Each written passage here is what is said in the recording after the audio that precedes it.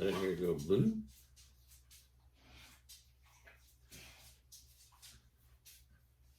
I think I've got silent on.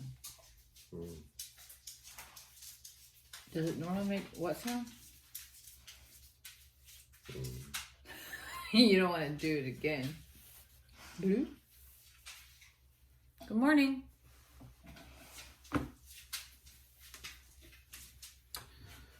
Good morning. I'm tired.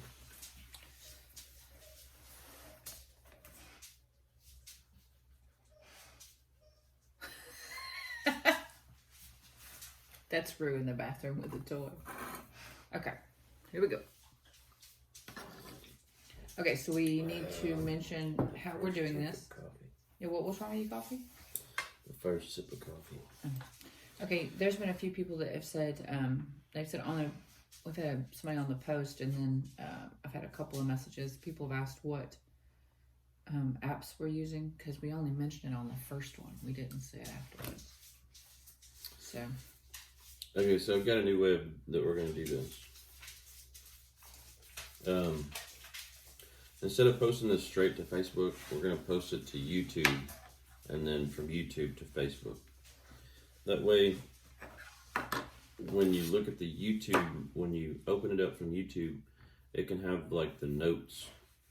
And for each one that we do, I can put the links for the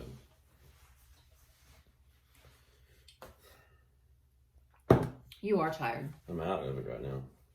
Put the links for the apps and stuff on the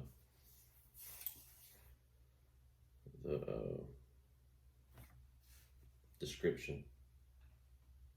I do have a pulse. Just checking. Barely, but I have a pulse.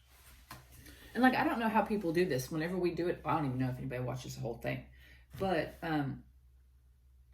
when we do this, I wonder if, I guess you guys will have to let us know if you actually just listen to it, or if anybody reads, or what. Or if it's just for entertainment. I don't know. Because that would make sure, because sometimes if I see the videos. I asked about it yesterday, and nobody said if they read it all the way, or listened to the whole thing all the way through, so I don't think nobody's listening to it all the way through. Well, maybe we just numb them out halfway through it. But I think we have to make sure that the video, or the reading is clear on the video. You know what I mean? So you can, sometimes you can hear them really good, and sometimes it's a little muffled. Okay. So today we are Exodus 4, 5, and 6. Okay. So real quick. But I guess should we explain it again? I don't have time for that. I'll put it in the notes for YouTube. So we're gonna do it. You ready? Mm-hmm. If you're waiting on me, you back it up. Well, you're looking like I did something wrong. You just naturally think you're doing something wrong. Here we go. Hold it. Exodus 4. Moses answered, "What if they do not believe me or listen to me and say, 'The Lord did not appear to you'?" Then the Lord said to him, "What is that in your hand?" "A staff," he replied. The Lord said, "Throw it on the ground." Moses threw it on the ground, and it became a snake, and he ran from it. Then the Lord said to him, "Reach out your hand and take it by the tail." So Moses reached out and took hold of the snake, and it turned back into a staff in his hand. "This," said the Lord, "is so that they may believe that the Lord, the God of their fathers, the God of Abraham, the God of Isaac, and the God of Jacob, has appeared to you." Then the Lord said, "Put your hand inside your cloak." So Moses put his hand into his cloak, and when he took it out, the skin was leprous. It had become as white as snow. "Now put it back into your cloak," he said. So Moses put his hand back into his cloak, and when he took it out, it was restored, like the rest of his flesh. Then the Lord said, "If they do not believe you or pay attention to the first sign, they may believe the second. But if they do not believe these two signs or listen to you, take some water from the Nile and pour it on the dry ground." The water Whatever you take from the river will become blood on the ground. Moses said to the Lord, Pardon your servant, Lord. I have never been eloquent, neither in the past nor since you have spoken to your servant. I am slow of speech and tongue. The Lord said to him, Who gave human beings their mouths? Who makes them deaf or mute? Who gives them sight or makes them blind? Is it not I, the Lord? Now go, I will help you speak and will teach you what to say. But Moses said, Pardon your servant, Lord, please send someone else. Then the Lord's anger burned against Moses, and he said, What about your brother Aaron the Levite? I know he can speak well. He is already on his way to meet you, and he will be glad to see you. You shall speak to him and put words in his mouth. I will help both of you speak and will teach you what to do. He will speak to the people for you, and it will be as if he were your mouth and as if you were God to him. But take this staff in your hand so you can perform the signs with it. Then Moses went back to Jethro, his father-in-law, and said to him, Let me return to my own people in Egypt to see if any of them are still alive. Jethro said, Go, and I wish you well. Now the Lord had said to Moses in Midian, Go back to Egypt, for all those who wanted to kill you are dead. So Moses took his wife and sons, put them on a donkey, and started back to Egypt. And he took the staff of God in his hand. The Lord said to Moses, When you return to Egypt, see that you perform before Pharaoh all the wonders I have given you the power to do. But I will harden his heart so that he will not let the people go. Then say to Pharaoh, This is what the Lord says. Israel is my firstborn son, and I told you, Let my son go, so he may worship me. But you refused to let him go. So I will kill your firstborn son. At a lodging place on the way, the Lord met Moses and was about to kill him. But Zipporah took a flint knife, cut off her son's foreskin, and touched Moses' feet with it. Surely you are a bridegroom of blood to me, she said. So the Lord let him alone. At that time she said, Bridegroom of blood, referring to circumcision. The Lord said, Hold on a minute. Did that say that the Lord was going to kill Moses? Yeah, that's. I gotta back that up. I don't know how to back that up. You can't back it up, I don't think. Okay, well let's just read it again. Okay, I think you have to start at. Oh! Jethro said, Go and I wish you well. Okay, so he told Moses was on his way. Now the Lord had said to Moses in Midian, Go back to Egypt, for all those who wanted to kill you are dead. So Moses took his wife and his sons, put them on donkeys, and started back to Egypt. And he took the staff of God in his hand. The Lord said to Moses, When you return to Egypt, see that you perform before Pharaoh all the wonders I have given you. All the wonders I have given you the power to do. But I will harden his heart so that he will not let the people go. So that's saying that he's telling Moses to perform all the wonders, but God's going to harden the heart of Pharaoh, so he still, even after the wonders, he still does not let the people go. Well, I think what that means is, because some of it's not literal. I think he's saying, okay, it's not going to be the first time win. Like it's going to take something else. That's how I interpret it. I don't know why. I mean, there's got to be a reason, but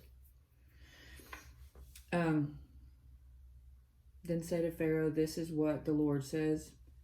Israel is my firstborn son. So that's saying Moses is to say, yes. This is what the Lord says. Israel is my first son. My being Moses. Right, my firstborn son. Yeah. And I told you, let my son go, so he may worship me. So his son is still there. Right. But you refuse to let him go, so I will kill your firstborn son. So Okay. that's Moses saying, Yeah, okay. You refuse to let him go, so I'm going to kill your firstborn son. Yes. So it's all very. What? Anyway. What, babe? Well, I'm just saying that it's. I guess my question would be why. Why is God putting him on the path? Why is he telling him to go? Tell Pharaoh to let my people go. But then God says that he's going to make him basically deny his first request. Well, that's taking that statement literal, but yeah, I would assume. And then he's saying, since you denied my first request, I'm going to kill your firstborn son. No, it's because, you won't let him go. Well, you have my firstborn son. Pharaoh has Moses' firstborn son. And he's got the staff of the Lord in his hand, right? So he's like, the Lord's telling him, look, tell him if he doesn't give you the people that include your firstborn son, I'm going to take yours, meaning the Pharaoh. That was his way of bartering to get him. I'm assuming. I'm no scholar. So this is what caught me. At a lodging place on the way, the Lord met Moses. And was about to kill him.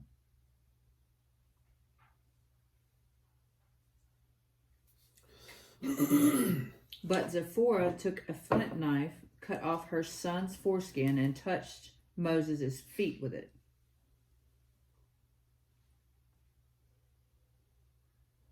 Surely you are a bridegroom of blood to me, she said.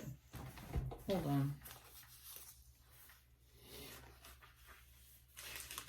What are you looking at? Okay, so this is what the commentary says about this.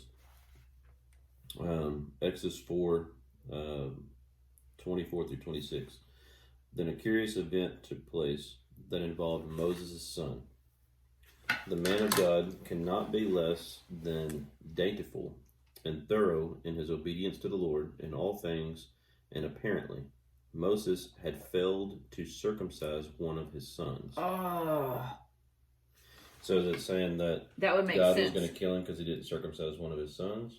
I guess so. Okay. For this, That's the Lord disciplined him and sought to put him to death. Yes, that's saying the Lord is going to kill Moses. 24. The death threat was probably some life-threatening illness, but the exact nature is not clear.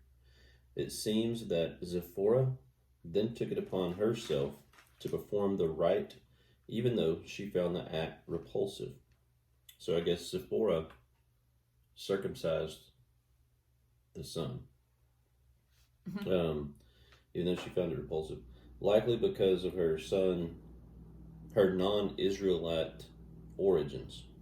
So she found it repulsive because she's non-Israelite.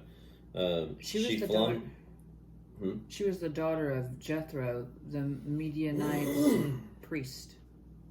She flung the baby's foreskin at Moses' feet. That's kind of when I like when we castrate calves or a horse. I throw the nuts at somebody. It's kind of the same. She flung. You should probably edit that out. No, yeah, but no. So she like threw some foreskin. Anyhow, I shouldn't make fun of this. No. She flung the baby's foreskin at Moses' feet, possibly a euphemism for genitals, but not necessarily. And called him a bridegroom of blood. Mm-hmm. In saying this, Zipporah is declaring that Moses is now her bridegroom for a second time.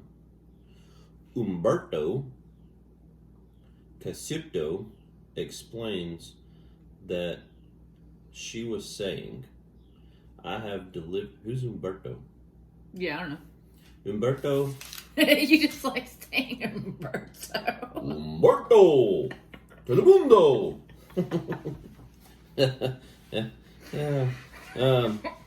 I have delivered you from death, and your return to life makes you my bridegroom a second time. Okay, so now I think you're about to pass out what we've read. So we gotta go back to this because we stopped in that. Because that caught me. I didn't follow it either. The way it went from one verse to the other, I was very thrown off. Okay, so just to make that clear, God was about to put Moses to death because he failed to circumcise one of his sons. Which was The son was then circumcised. a covenant Right. for the family. The son was then circumcised. Foreskin was thrown at him, and he was cured.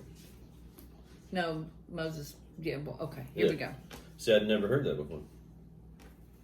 Aaron, go into the wilderness to meet Moses.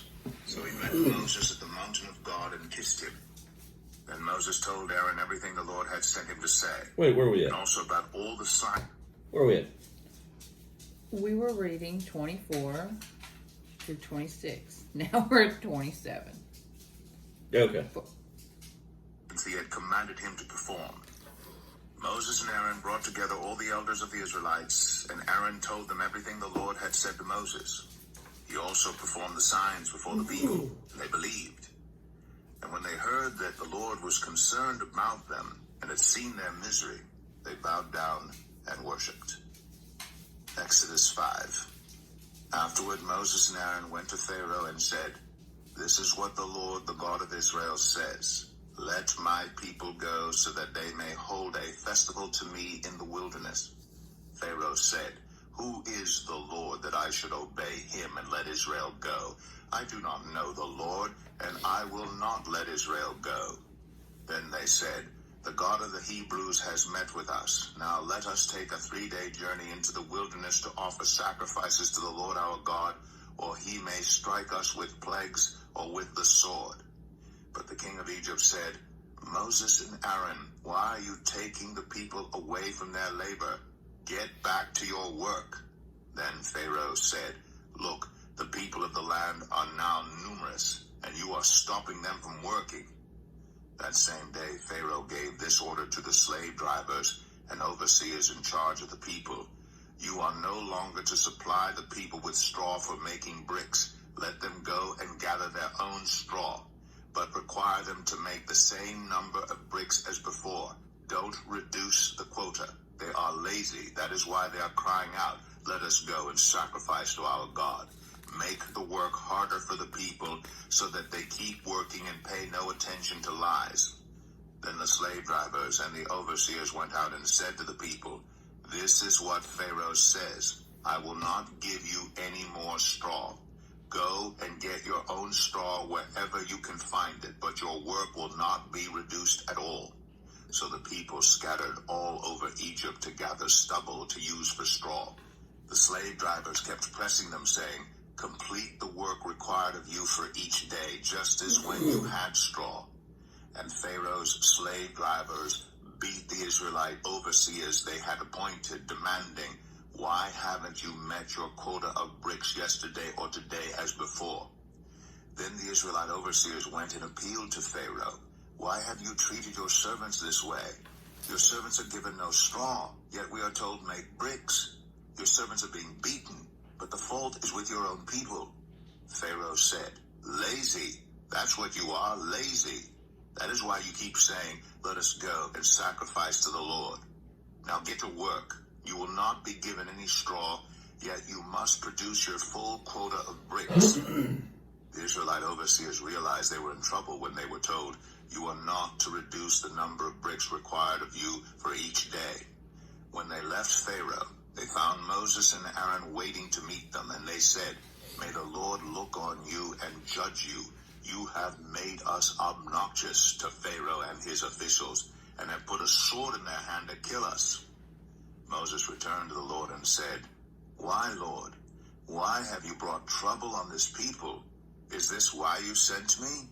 Ever since I went to Pharaoh to speak in your name, he has brought trouble on this people, and you have not rescued your people at all." Exodus 6. We're doing through 6. Then the Lord said to Moses, "Now It you was will 3, see I what thought. I will do to Pharaoh. Wasn't it 3, I don't know. I didn't read it. 4, 5, and 6? Okay. Well, you were in charge. Because of my mighty hand, he will let them go. Because of my mighty hand, he will drive them out of his country." God also said to Moses, "I am the Lord. I appeared to Abraham, to Isaac, and to Jacob as God Almighty. by my name the Lord, I did not make myself known to them. I also established my covenant with them to give them the land of Canaan, where they resided as foreigners. Moreover, I have heard the groaning of the Israelites, whom the Egyptians are enslaving, and I have remembered my covenant. Therefore say to the Israelites, I am the Lord, and I will bring you out from under the yoke of the Egyptians. I will free you from being slaves to them, and I will redeem you with an outstretched arm and with mighty acts of judgment. I will take you as my own people, and I will be your God. Then you will know that I am the Lord your God, who brought you out from under the yoke of the Egyptians. And I will bring you to the land I swore with uplifted hand to give to Abraham, to Isaac, and to Jacob. I will give it to you as a possession. I am the Lord. Moses reported this to the Israelites, but they did not listen to him because of their discouragement and harsh labor. Then the Lord said to Moses, Go tell Pharaoh, king of Egypt, to let the Israelites go out of his country. But Moses said to the Lord, If the Israelites will not listen to me, why would Pharaoh listen to me, since I speak with faltering lips? Now the Lord spoke to Moses and Aaron about the Israelites and Pharaoh, king of Egypt, and he commanded them to bring the Israelites out of Egypt. These were the heads of their families. The sons of Reuben, the firstborn of Israel, were Hanok and Palu, Hezron and Carmi. These were the clans of Reuben. The sons of Simeon were Jemuel, Jamin, Ohad, Jachin, Zohar, and Shaul, the son of a Canaanite woman. These were the clans of Simeon. These were the names of the sons of Levi according to their records: Gershon, Kohath, and Merari. Levi lived 137 years. The sons of Gershon by clans were Libni and Shimei. The sons of Kohath were Amram, Izhar, Hebron, and Uziel. Kohath lived 133 years. The sons of Merari were Malai and Mushai. These were the clans of Levi according to their records. Amram married his father's sister Jochebed, who bore him Aaron and Moses. Amram lived 137 years. The sons of Izhar were Korah, Nepheg, and Zikri. The sons of Uziel were Mishael, Elzaphan, and Sithri. Aaron married Elisheba, daughter of Aminadab, and sister of Nashon, and she bore him Nadab and Abihu, Eleazar, and Ithamar. The sons of Korah were Asir, Elkanah, and Abiasaph. These were the Korahite clans. Eleazar, son of Aaron, married one of the daughters of Putiel, and she bore him Phinehas. These were the heads of the Levite family's clan. Okay, so this is all I can think of. And I'm assuming, of course, because I've never been through seminary, I would assume when you go through seminary that you have to memorize all this. To me, that'd be worse than going through trigonometry. Well, actually, I think that, well, you say that, but if you... Cause I can't remember names from like 2 pages over. Well, that's actually not true. When we first started reading this, there was a lot of family, there's lineage everywhere. And then as it comes back... I'm going to have to ask John if they have to memorize all this. Well, yeah, but as things come back and it brings up brothers, sisters, and so, we always flip back and read it. You know what I mean? We go back and go, oh, well, that was his son. You come back. And so it's like as you read, you remember the names of the stories. So you get the lineage and then it goes back and picks them and, you know, so it's like it lays it out. And then as the book goes, it pulls them out. And what stood out to me when they were doing this is only so many, not all of them, but only so many were listed as how long they lived. You got this. Here we go. By clan. It was this Aaron and Moses to whom the Lord said, Bring the Israelites out of Egypt by their divisions. They were the ones who spoke to Pharaoh, king of Egypt, about bringing the Israelites out of Egypt, this same Moses and Aaron. Now when the Lord spoke to Moses in Egypt, he said to him, I am the Lord. Tell Pharaoh, king of Egypt, everything I tell you. But Moses said to the Lord, Since I speak with faltering lips, why would Pharaoh listen to me? That's it.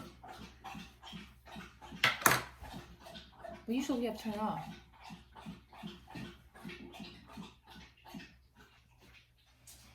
Milk face. He said that was a long one. I was thirsty.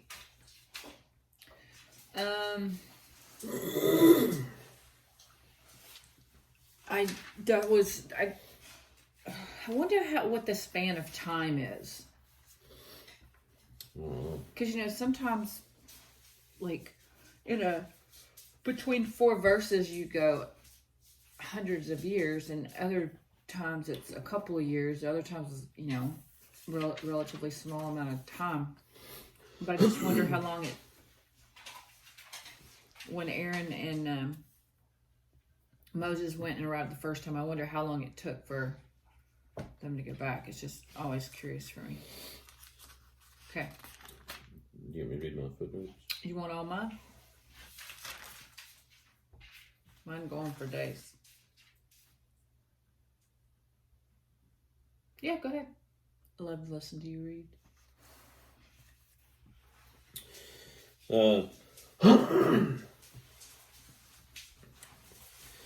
Okay, so Exodus 4 through 9, or Exodus 4, 1 through 9.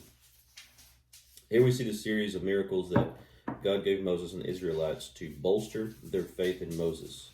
Moses' message and mission. God does not normally use such wondrous signs to strengthen our faith, but he has performed one miracle that should give us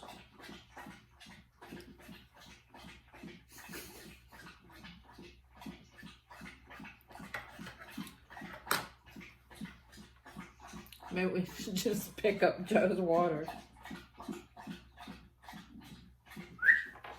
Milk face.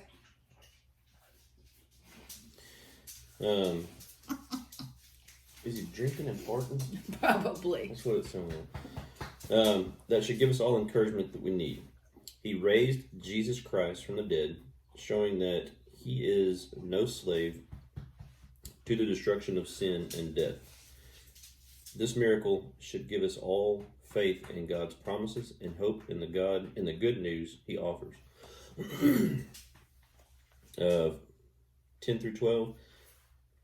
Moses may have had a speech impediment, but that wasn't a legitimate excuse for not following God's plan. He didn't have an accurate perception of who he could become with God's help. While Moses was engaging in a kind of self-examination, he was doing so with a negative, fearful attitude. He was not yet willing to be changed by God. Our weaknesses should never be an excuse to avoid spiritual renewal. With God's help, anything is possible. We need to realize that God can capitalize on our strengths, helping us reach our full potential. 13 through 17. Moses tried desperately to escape God's call for his life. He didn't want to go back to Egypt as God's spokesman. Apparently, he was afraid to face the huge responsibility that this entailed. But God held Moses accountable to his divine plan. He laid out for Moses exactly how the mission in Egypt would be accomplished, despite Moses' presumed handicap. God has a special plan for each of us. If we follow him, he will bring it to pass no matter what our weaknesses are. 429.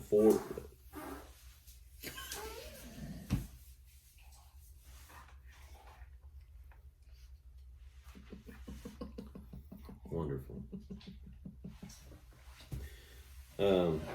Chapter 4, verse 29 through chapter 5, verse 3 is explained.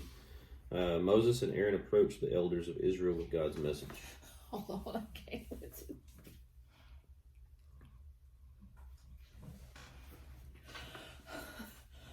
Ooh, I got tears coming down my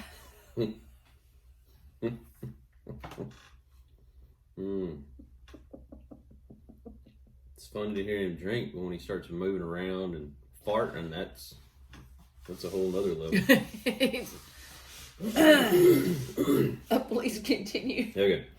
Moses and Aaron approached the elders of Israel with God's message. This alone took a great deal of courage. But by taking the chance, they were able to encourage the elders to seek freedom from the Egyptians. In an even greater step of courage, they confronted Pharaoh, demanding that things be set straight. God's word to Moses and Aaron gave them encouragement to act on behalf of others. Their courage also sparked courage in others, which in turn helped them take another step.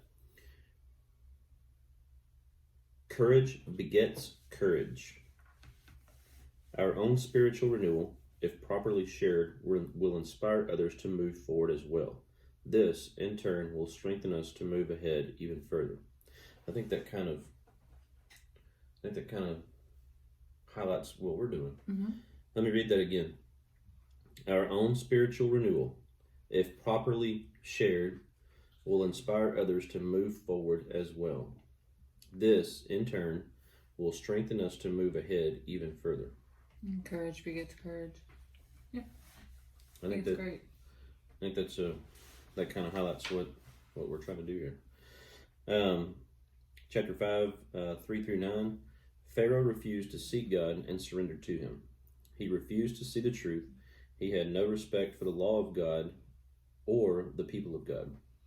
He failed to respond properly when he was honestly confronted about the way he was treating the Israelites.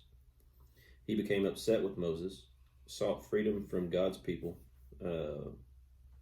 He became upset when Moses sought freedom for God's people. Instead of examining himself, Pharaoh then accused the Israelites of being lazy and demanded even more from them. We can learn from Pharaoh's bad example. When we are confronted with our sin, we must honestly assess our spiritual state and ask God to change us. Becoming hard-hearted and choosing to blame others will only make things worse. 10 through 21. The Israelite foremen needed to understand how difficult the process towards their freedom would be. They were deeply discouraged by Pharaoh's additional demands because they had unrealistic hopes of an immediate and painless deliverance. They also became delusioned about the leadership abilities of Moses and Aaron. They needed wisdom to see their troubles for a long-term perspective. These were only the first steps on the road to freedom, a road which proved long and difficult. There are few, if any, immediate and painless paths to freedom. If we realize this, we will find the difficulties we face less discouraging. It was, 300 and... How many years was it? He said it would be 400 years. It'd be 400 years. So and yesterday, didn't they say it was 300 and something? Yeah, like 300. Yeah. So that's why I was curious as to how long this was taking, because we knew that it would be 400 years.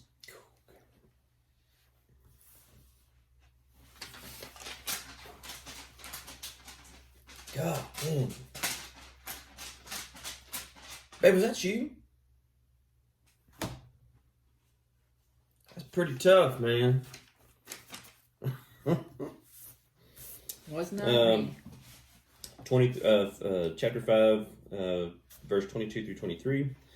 Man, that is tough.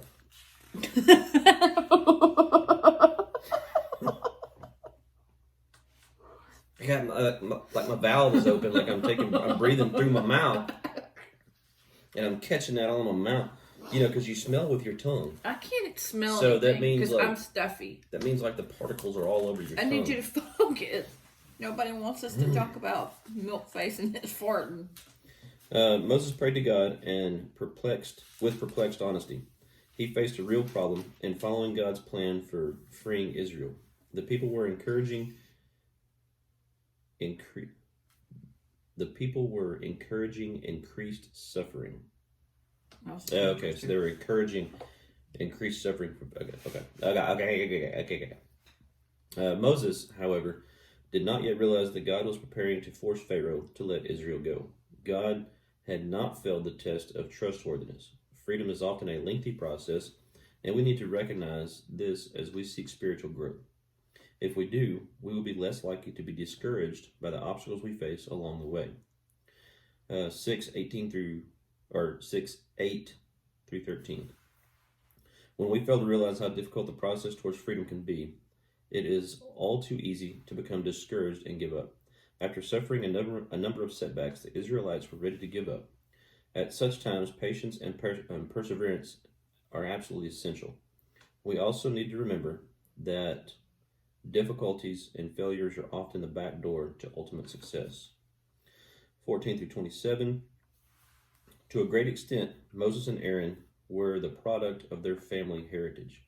Sketched briefly in the genealogy included here, now they faced difficult opposition to their goal of freeing the Israelites.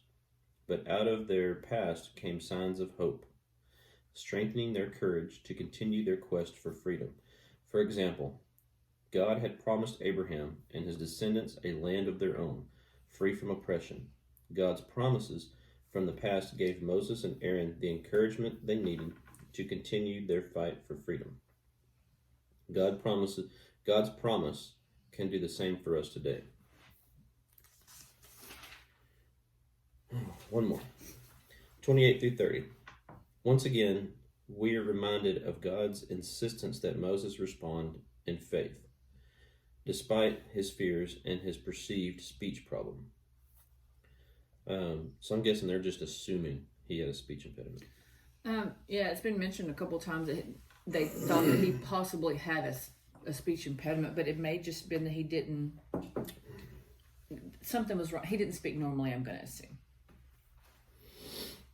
In the process of Exodus, God repeatedly challenged Moses' personal insecurities and his negative, self-defeating attitudes by reminding Moses that God's name and his miraculous, reminding Moses of God's name and his miraculous power.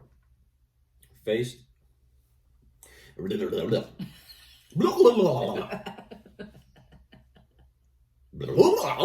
Tape. Faith in a trustworthy God with the solution to this problem. Trusting God with our problems and insecurities and releasing them to him is a key to spiritual growth. Ugh. You know what happened to me? No. Well, I'm going to tell you. So, last night I woke up at like 3. Couldn't go back to sleep. I don't know. I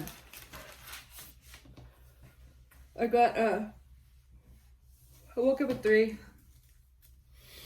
Got up, let the dogs out, and I lay back down, and I had stuff on my mind, like, I don't know about you guys, but when I wake up, my mind starts working, and so I'm thinking about all the stuff I have to do, and I'm trying to go back to sleep, and so I started praying about it. Now I'm laying there, and I'm praying about it. I'm praying about things that are on my mind. I'm praying for my friends and the things that I'm thankful for, and just a lot of times I do that, and then I fall asleep. So I was stuck in prayer.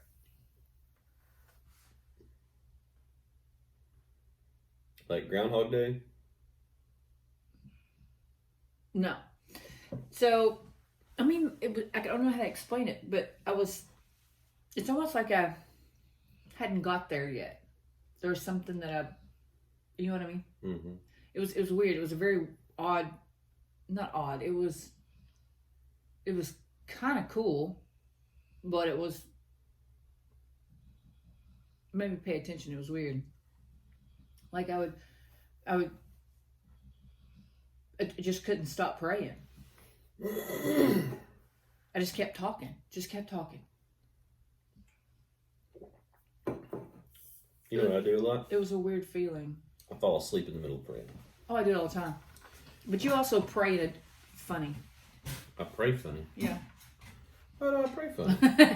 No, I mean... Calm down. No. I did not mean it like that. I pray really weird too. But you Well, wait a minute. Ain't no sense in trying to crab walk now. don't crawfish. You sometimes you take on a different tone when you talk, when you pray.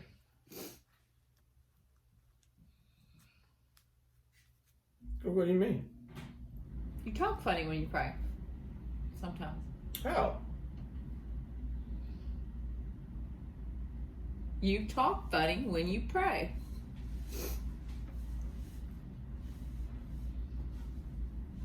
I'm not understanding. I'm not. You talk funny when you pray. Like, how do I describe? You have an accent when you pray. Sometimes.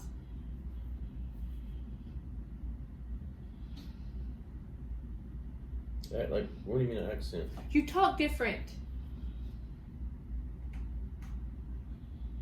You know, like your accent that you do all the time when we're reading the Bible. Girl, that ain't got nothing to do with falling asleep when I. No, but you talk funny when you pray. But that has nothing to do with it. Okay. Talk But- funny. I was stuck in Talk prayer. funny. I was stuck in prayer. It was weird. And it's all about me. We weren't talking about you. We're talking about me. I don't. Whatever. If you don't want to talk about it, it's Bible okay. readers, Oh, I'm look, it Tara started. Cobb, and I'm your host for the Bible Recap.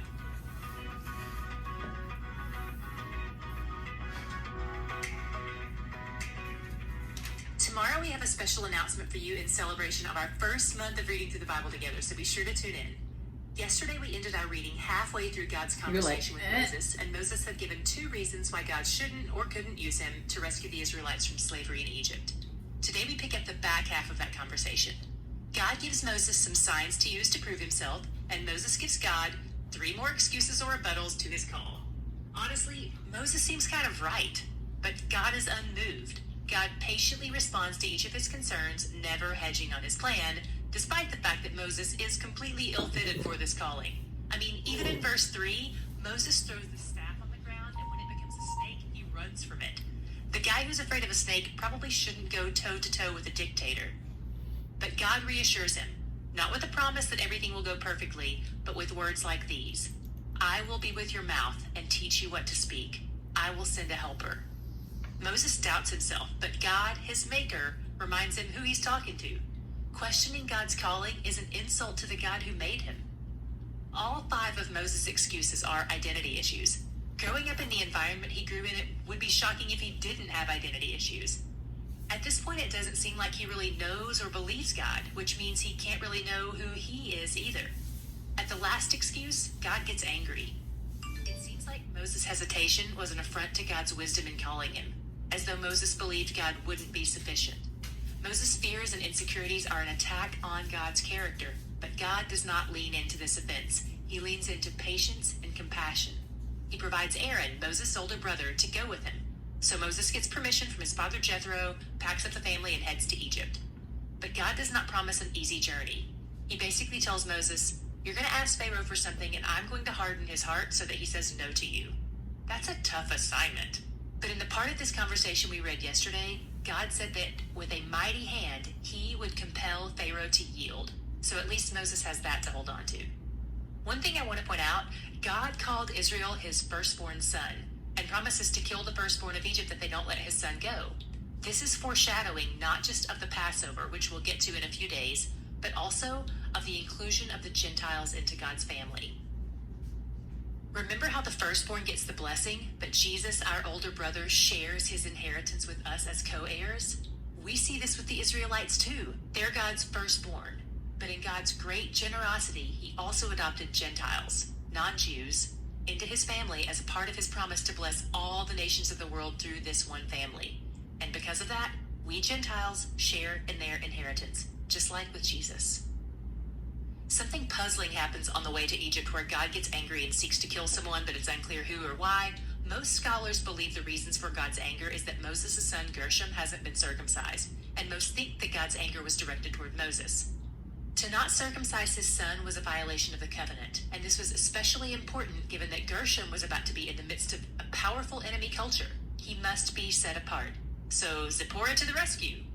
She circumcises Gershom, then touches the foreskin to Moses' feet. But one caveat here is that the Hebrew word for feet is occasionally used as a euphemism for genitals. So this whole passage is filled with mystery. Don't get too hung up on it. Remember what we talked about in the prep episodes. We don't want to build our theology on obscure, unclear passages. By the way, if it was Moses that God sought to kill, then this is the second time his life has been saved through the help of a woman. If it was Gershom that God sought to kill, then this is an interesting foreshadowing of killing the firstborn son of those who don't live under God's protective covering. More on that in the days ahead. In the next scene, God himself has sent Aaron, Moses' older brother, to help him. They go to Egypt, Aaron gives a speech to the Israelites, Moses demonstrates the sign from God, and the people are thrilled. But when Moses and Aaron approach Pharaoh, he denies their request. So they ask again. This time, he not only says no, but cracks down even harder on the Israelite slaves, who blame Moses for it. Moses obeyed God's commands, and things got worse.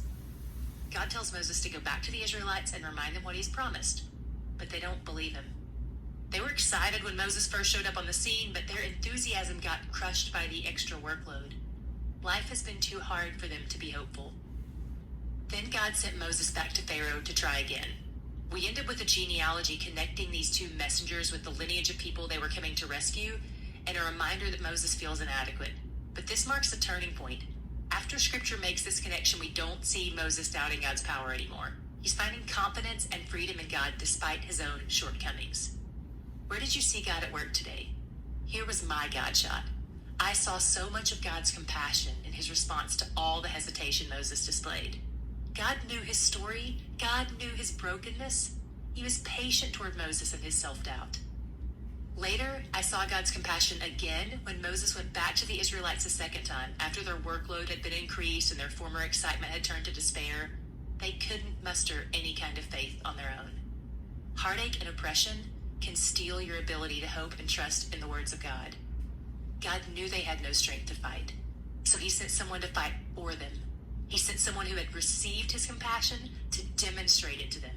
He sent a conduit of hope and freedom to the people who were hopeless and who had never known freedom. He's compassionate, he's attentive, and he's where the joy is.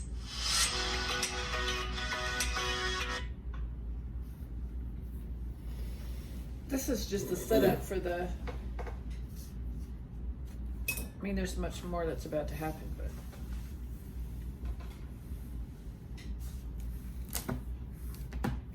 That was interesting that we both picked up on. That was God threatening to kill him. Like, who? What? Why would he do that? So that was, I'd never heard that before. me either. So that was I learned a lot today regarding that. But I didn't realize actually that Aaron was with him. I don't remember ever hearing that either. So I guess we learned something today. Well, I hope y'all learned something. We did. Yeah, don't do Bible study with Milkface in the kitchen. You're either going to hear him gulping water or farting. He's old. When I get old, I just can't wait to walk around farting and just people just giggle and me not be embarrassed about it.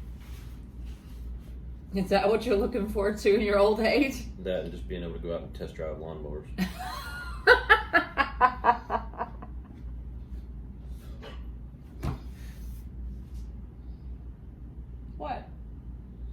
What? Okay, guys. Yeah, Thank y'all for joining us today. Again, I hope y'all got something out of it. Please let us know if you're listening all the way through. We're gonna post. I'm gonna start putting this on YouTube and then sharing it to Facebook because it's an easier way of uploading, and I can put notes in it.